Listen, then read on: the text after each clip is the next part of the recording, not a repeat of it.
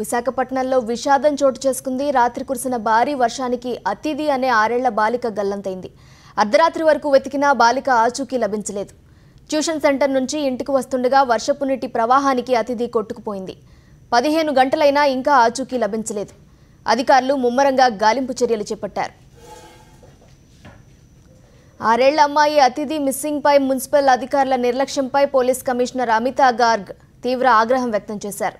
అందుకు బాధ్యులైన ఉద్యోగులందరిపైన ఎఫ్ఐఆర్ నమోదు చేసి కేసులు పెట్టి ఉద్యోగాలు ఊడగొడతానని తీవ్రంగా హెచ్చరించారు. విశాఖపట్నంలో కురిసిన భారీ వర్షానికి అతిథి అనే 6 ఏళ్ల బాలిక గల్లంతైంది. దీనికి సంబంధించి పూర్తి వివరాలు మా కరెస్పాండెంట్ శ్రీదేవి అందిస్తారు. శ్రీదేవి, చెప్పండి, ఈ ఘటనకు సంబంధించి డీటెయిల్స్ ఏంటి? అసలు ఎప్పుడు అతిథి అనే ఈ 6 ఏళ్ల బాలిక మిస్ అయింది?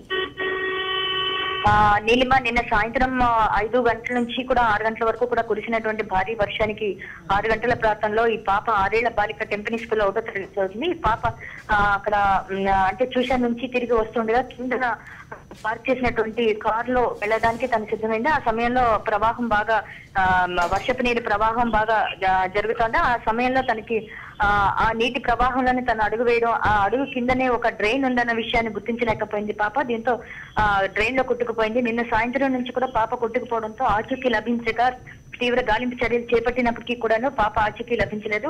అర్ధరాత్రి 2 గంటల వరకు కూడా గాలింపు చర్యలు చేపట్టారు. అయితే ఉదయం 7 గంటల నుంచి గాలింపు చర్యలు మరోసారి ప్రారంభించారు. అయితే ఇప్పుడే కొద్దిసేపటి క్రితం తాజా సమాచారం బట్టి తెలిసింది పాప ఆచూకీ లభించింది.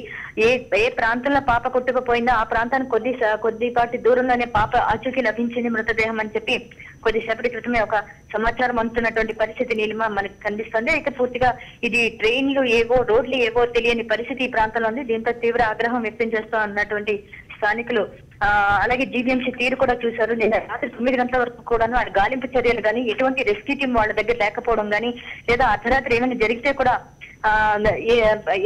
అంటే గాలింపు చర్యలు ఏ విధంగా చేపట్టాలి, ఈ పెద్ద పెద్ద టార్చ్ లైట్లు వాళ్ళ దగ్గర ఉండాలి, హైమాస్ట్ టార్చ్ లైట్లు అంటారు.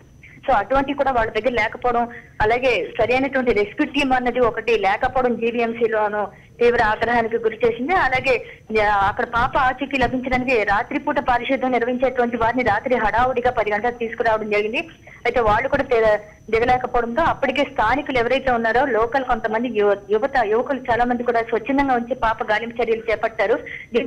తీవ్ర ఆగ్రహం వ్యక్తం చేశారు. జీవీఎంసీ పనితీరు మీద ఖచ్చితంగా దీని మీద బాధ్యులైన వారిని మాత్రం క్రిమినల్ చర్యలు చేపడతామని కూడా హెచ్చరించారు. జోనల్ కమిషనర్ ఎవరైతే ఉన్నారో నల్లనయ్యను తీవ్ర ఆగ్రహం వ్యక్తం చేశారు. ఇదా తీరు అని చెప్పి తీవ్ర ఆగ్రహం వ్యక్తం చేసి ఖచ్చితంగా ఎఫ్ఐఆర్ లో పేర్లు నమోదు చేస్తాము, అలాగే కేసు అరెస్ట్ చేస్తామని కూడాను సిపి అమిత్ గారు కూడా హెచ్చరించడం జరిగింది. Neelima, thank you Sridevi.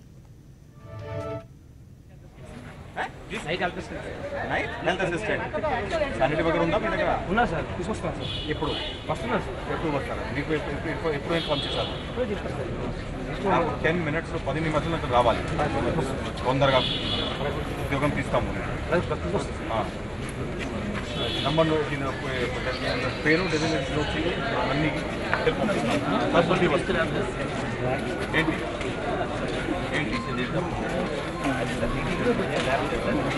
ఇది నా చెప్పాలి, ఇది ల్యాబ్సెస్ మీకు నేనే చెప్పాలి.